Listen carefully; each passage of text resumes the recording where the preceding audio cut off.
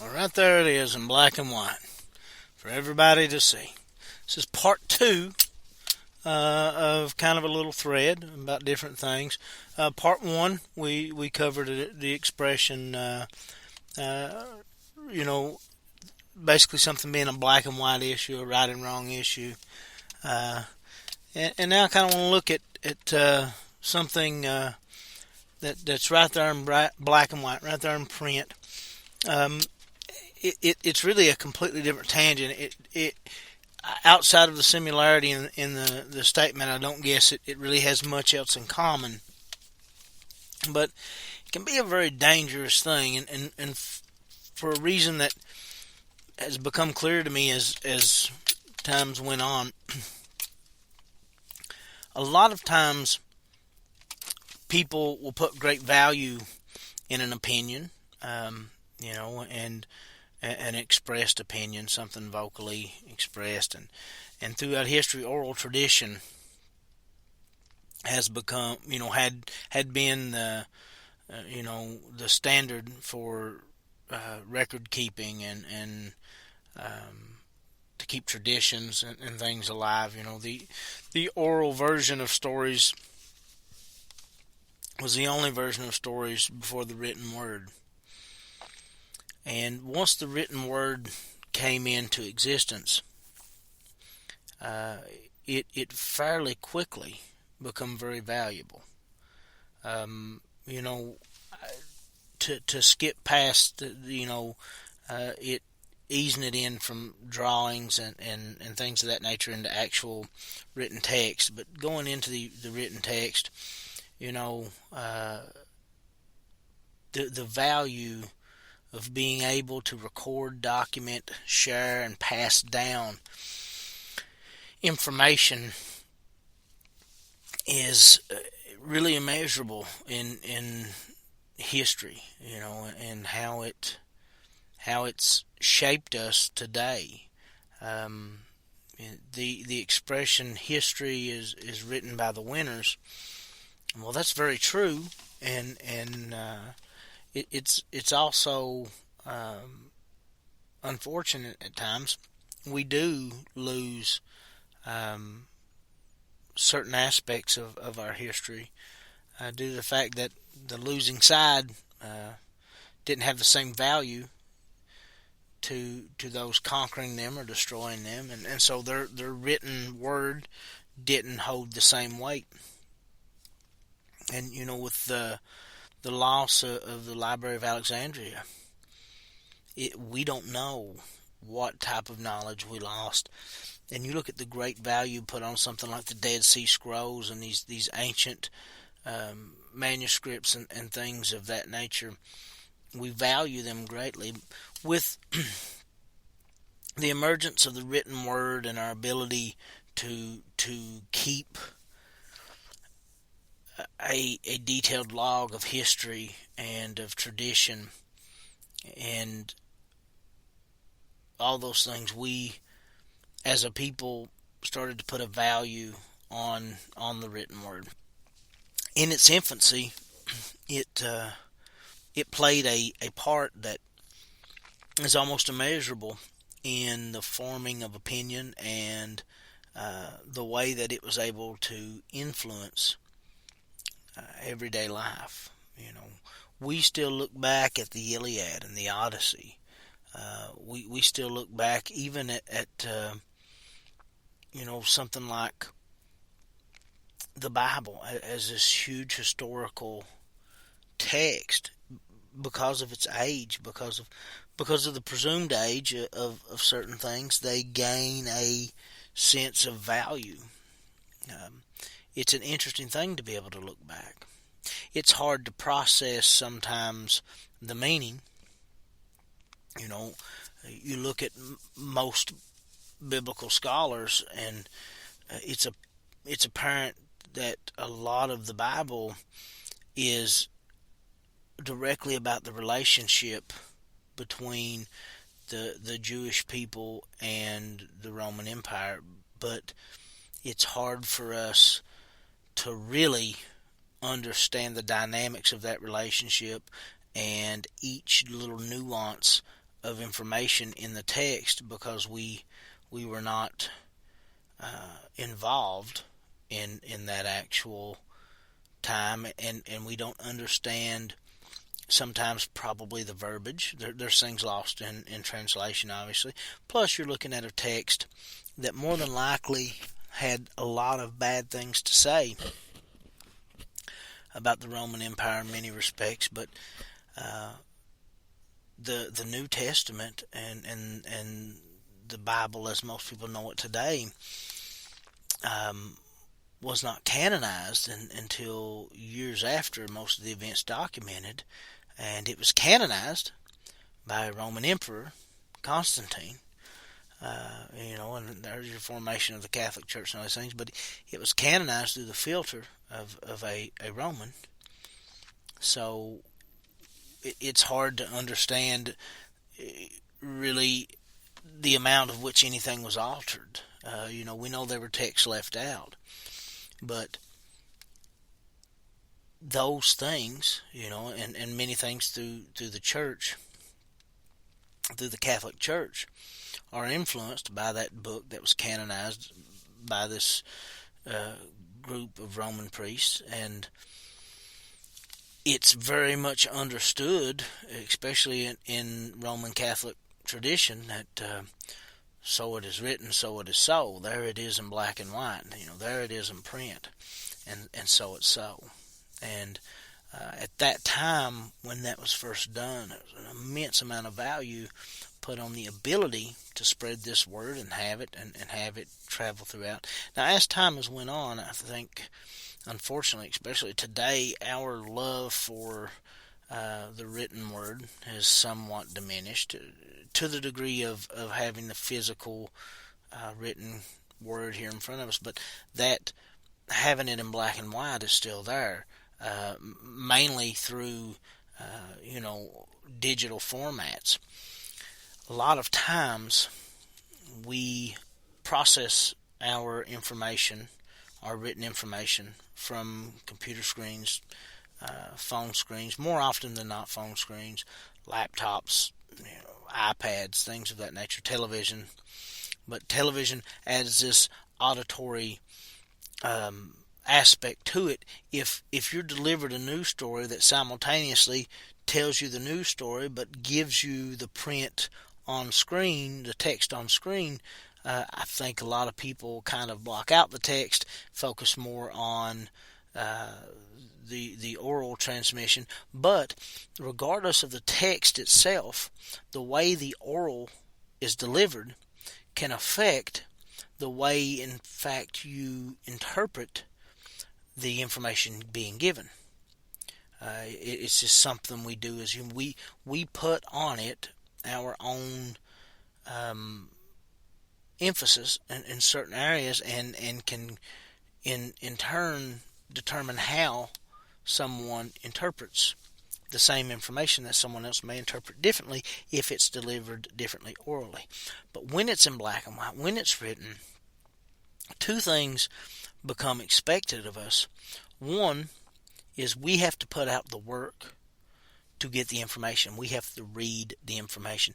And two, we have to determine, to some degree, our interpretation of the information. Now, the information can be skewed in the way that it's written. A clever author can take information and change its impact with wording, with simple wording, with delivery and wording. They can change what someone may perceive the information to say. And that's always been there. That's always been prevalent, and it always will. The author will always have that ability. So anything written with the express intent of representing something, you have to view that with a certain sense of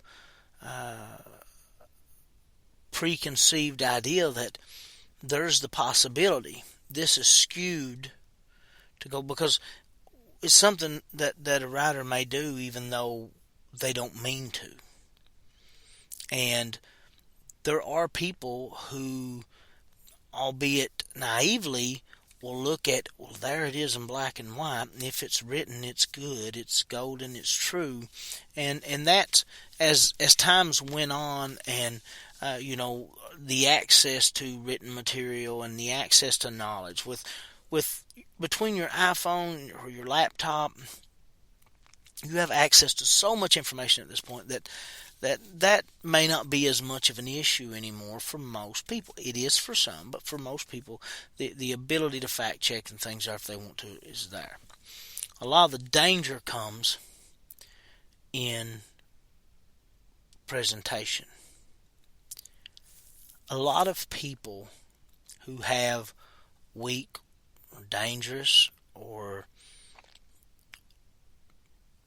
even lazy ideas, a lot of people who have ideas and beliefs that are not fully formed are often very susceptible to something that is very common in our society, especially through internet, getting your news online and reading things online, social media posts online, different things of that nature. And that is, they see something written and they put a value on it, on the fact that someone's taken the time to sit down and put in writing this thought, somehow gives it a value greater than what it is. And they are often fooled and taken in or taken advantage of by misleading and dishonest and sometimes mean information that really has no value. There's no proof in the pudding, but there is an emphasis and value put on it because it simply is written. There it is in black and white. I have had older relatives that did that with things such as the Farmer's Almanac or the newspaper, or and we as Americans have been guilty of doing that as a society.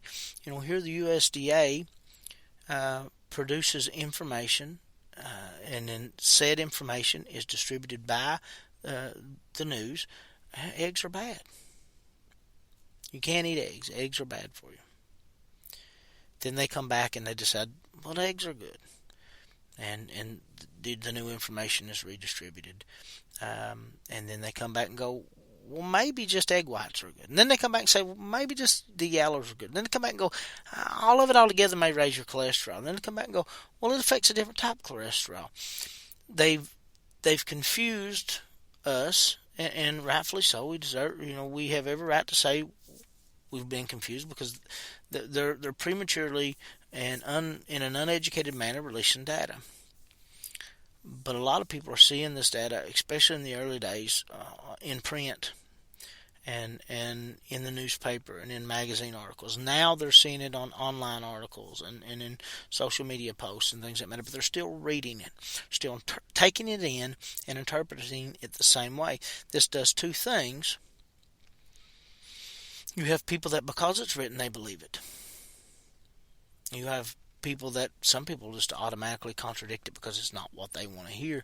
But this allows for people to give out a false information, a false set of truths, because this one thing has changed so many times, and two, if you just print it, if you just write it out in a somewhat intelligent, legible manner and post it with a somewhat important looking surrounding, people will take it in and read it because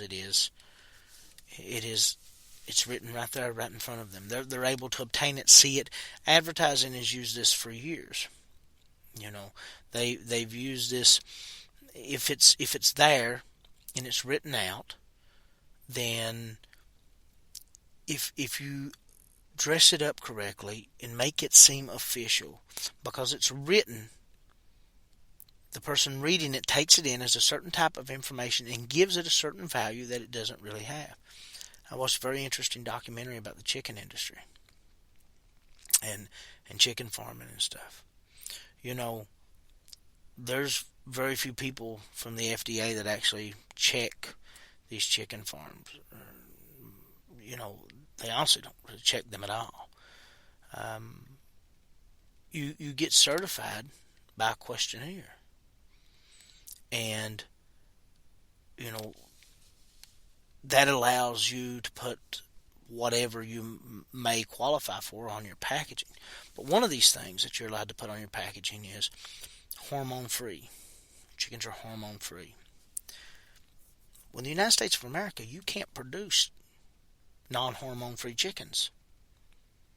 So, no chicken's ever going to say it has hormones because it's not allowed.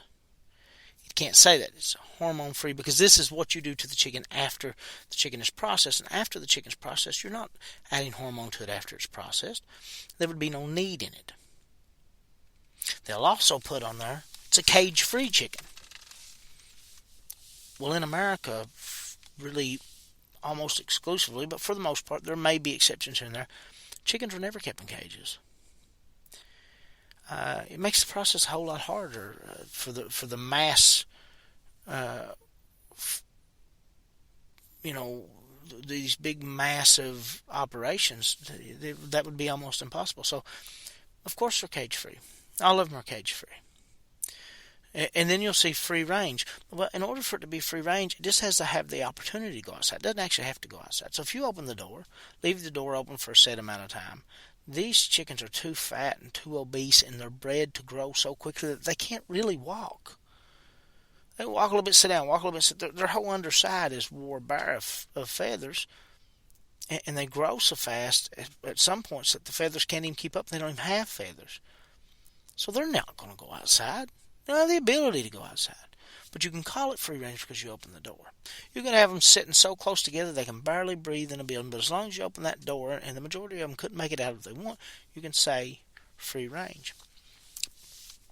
You can say all natural. I've never seen an unnatural chicken. No, chickens are natural. How could they be unnatural? Is the chicken from somewhere else? Is it an artificially developed chicken? Was the chicken born and bred inside of a test tube? How's an artificial chicken, even though if it was born and bred inside of a test tube, if you used any other method, which you can't do that, I guess, with an egg, but regardless, you have a natural chicken. There's really no way to not have a natural chicken. So saying all natural is a ridiculous statement. But once it's in writing, once it's there, once it's visible, once you pick up the packaging, you look at it and you go, well, this is free range. It says cage free. It's all natural, no hormones. What better piece of meat could you ask for? Well, it's the same exact piece of meat you get from every supplier. Nothing's changing. The verbiage is the same, but the verbiage is misleading and in a way inaccurate. But it's not a complete and total lie. But it wouldn't matter if it was. What matters is there it is in writing. There it is, you can see it. That's your reassurance. I mean, this works with other things. This works with certain color palettes, and this works with certain packaging. This works with a lot of things, but very few things do we put the value on that we put on something in writing. When you are, to be polite, I don't know how to really put that. Say you're a person that doesn't put a value on being informed on everything. I'm one of those. I don't put a value on being informed on everything. I don't want to be informed. Who has time? Who really wants to be informed on everything? So if there's something you're not sure about and something you have questions about, what you have to do is inform yourself. This is where, say, Google comes in. You Google it, it pops up. Now, if it's written well, and it's written with purpose, and it's written with the notion of dependability, and it's written with the notion of intelligent thought, are you going to double check every name, every publication?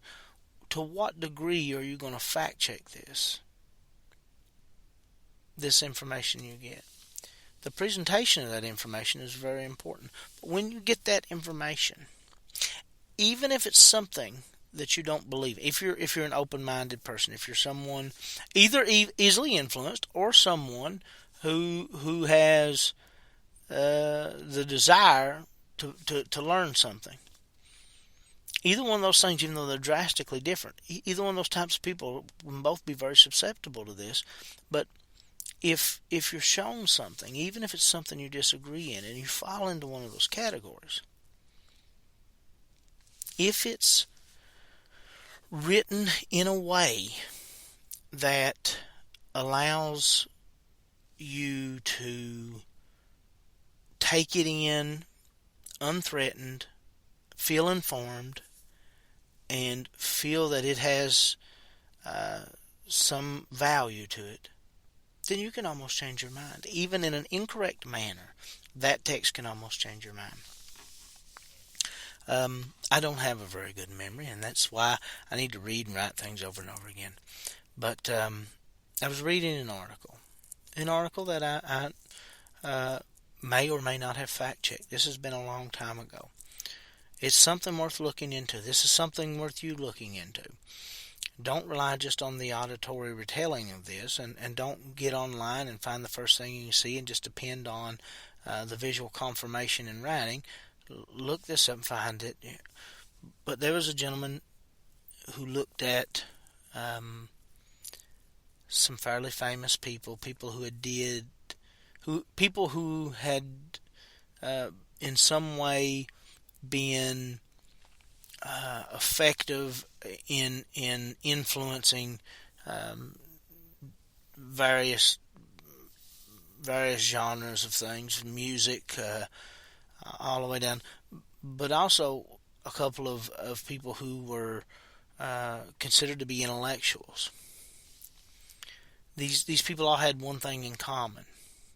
They either were not able to read, suffered from something like dyslexia that was not diagnosed till way later in life, so struggled reading until it was addressed later on, or people who were not taught to read until an advanced age. And a lot of these people turned out to be people who were incarcerated. The latter group, there was a couple of these that were incarcerated, one of which became a very, very sought after advisor on cases because his legal knowledge was extremely high. But they looked at these people and found that on a whole they were less judgmental. Now this could be due to either them coming from less fortunate upbringings and being more open to people being equal despite where they come from. It could be due to them having this issue, whatever it may be, dyslexia or whatever, and feeling less than for some reason, and then feeling a desire to not judge because maybe they were judged. That could come from a lot of things. But this gentleman seemed to think that it was having to depend on other people to read the written word to them, and having to depend on other people to advise them. They had to find a different way to fact check and to verify information that was given to them. They also had to become more trusting in people. Okay? So all of them to some degree shared these two traits. And maybe that is what affected them as people and gave them these similar traits as people. Now, a couple of these people, and I don't know how many a couple is considered based on the number he talked to. It's been years back. Don't remember how many he talked to. But a couple of these people did have an issue of overly valuing information in a written form, because they looked at it as something magical, because they had been so long without being able to access it, and it appeared to them that people who were in a position to help them, tutor them, mentor them, were always accessing it, always going to it. So those people placed a value on it, so in turn so did they. And sometimes they overvalued it. And there was another extreme to that with a few people who had no value for the written. They always put a more of a value on something transmitted orally as opposed to something written down. So there's two ends of the spectrum there, and it was a very interesting article, and it's very interesting to think how much does our ability to look at information visually and take it in affect us as a species. Reading became such an important factor in the lives of modern man. At one point in time, the ability to be able to read was relegated to nobler members of society, so to speak, people of that higher social class. To be a king, a queen, a prince, a princess, and to be able to read was a sign of nobility, whereas to be a commoner and be illiterate was expected. And it seems that most of large changes in societal situations at a certain points almost always comes from a higher education in the lower class, and a lack of tolerance for abuse by the upper class as that comes. And reading usually goes hand in hand with that. As you bring in reading, you elevate the lower class, and as you elevate the lower class, there is a desire for equality, and that equality is able to be strived for and maybe articulated better once that class of people becomes more educated and so on.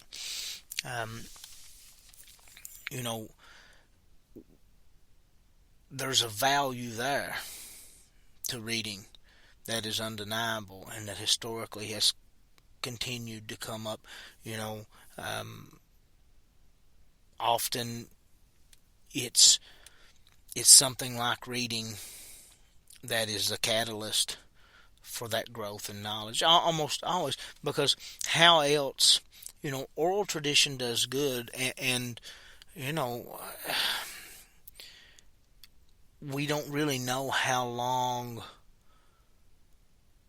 people had to depend on oral tradition and how long that was a thing, because it's something that some of those oral traditions eventually got written down, but that is something that is eventually lost. I have problems accepting the common timeline for what we consider intelligent societies or advanced societies, or even non-hunter-gatherers. You look at something like Göbekli Tepe, and it changes this timeline that we had, I guess probably around Sumerians on, and it allows us to go a little further back with at least structure building and getting away from hunter-gatherer type situations. So, if that were the case, we have some hieroglyphs there, we have some pictures there, so some pictoglyphs. So maybe at Göbekli Tepe, even at its age, there was writing to some degree involved. If that's so, for how many generations before that was the oral tradition in there? And it seems that society hit exponential growth spurts with the ability to write, with the ability to put these things down on paper. And that leads to a growth in knowledge, which almost always led to a growth in, progress and culture. Now we're to a point to where say, at the time of the Library of Alexandria, that had a value and was kept because it was so hard to obtain knowledge like that, and so hard to obtain written word and all that knowledge in one place. We have that at our fingertips now. There's almost nothing that you can't access for free and instantly with an internet connection. And that's an amazing, amazing thing. And that's something that no other generation has ever had the possibility to do. The question is, and I believe that it's showing growth. I mean, on a scientific level and on a medical level, the amount of growth is huge. And on a humanitarian level, it seems like the amount of growth is huge. It's easy to say people are more selfish and people don't care, and philanthropy and people participating with various organizations and charities that has grown exponentially. The world's pretty good, and people aren't too bad. There's little kooks out there, but there always has been. I feel like there's less of them. So we're making strides in different areas. It just seems like sometimes we stutter step, and we stutter step because it's not that we're overly appreciating the ability of this written word, of having something there in black and white. It's that we're overvaluing unsubstantiated information because it's there in black and white. It's a double-edged sword. We need to value this. We need to appreciate this. We need to use this. Whether it's in a digital or a physical form, the written word is valuable. And now, language barrier with written word is far less than it is with the spoken word. There's still many people who, predominantly, overwhelmingly, people generally don't speak every language. I don't know if there's anybody that does speak every language. But the ability to have something translated in text with an app or on a website, that's unprecedented. It's possible for me to speak, or not even to speak, for me to obtain information written in almost any language and have it converted to mine. That's not something absolutely everybody can do in every instance on every occasion, but it is possible. So the growth factor, the possibilities are endless, as long as we look at that word for what it is, whether that be an opinion or a fact. And if a fact, can it be checked? Can it be proven? In the 1800s, 1900s, people out west, the newspaper was their only tie to the East. And you have to understand, the East was considered to be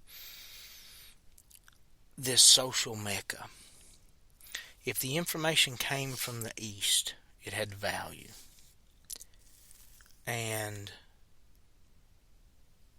when that information via newspaper, even letter, made its way west, those people who felt so isolated, who'd went through this travel across country, who'd went through these miserable wagon trains, who had lost family members, lost children, lost parents, lost loved ones of whatever nature,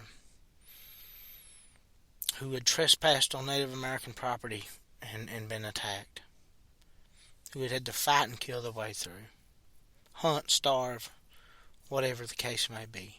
This was their connection to the home that they'd left. And no matter how grand of a situation they felt like they were building in the West, the East still had this value. New York and that area still had this value, especially when it came to information.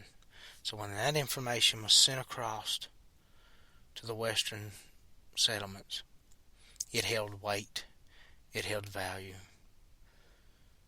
And oftentimes, these settlers would open up and see things not verified, things that they weren't there to see for themselves, to touch for themselves, things that weren't physically tangible for them to interact with and verify.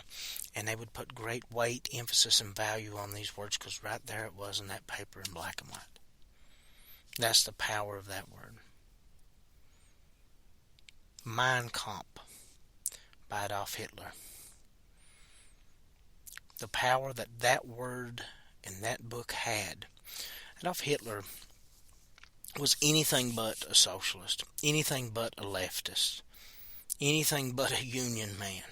He turned the German socialist, leftist, union party, workers' party, into the Nazi party. He took an ideal so contrary to the group's core foundation that you couldn't get any further apart. A complete 180, a total opposite. And changed that party. Now, a lot of that was words, and a lot of that was with fear-mongering. He's a horrible man who done a lot of different things. But Mein Kampf helped to change certain people. It helped to work with certain people, that written word. And the Nazis would often use propaganda pieces about the horrible things that the Jewish people were doing in various parts of the world. These were completely false statements. These were completely inaccurate statements. But they were in writing, and the German people looked at these in horror. And they looked at these with fear. Unsubstantiated claims that could not be backed up, but there they are in black and white. There they are in writing.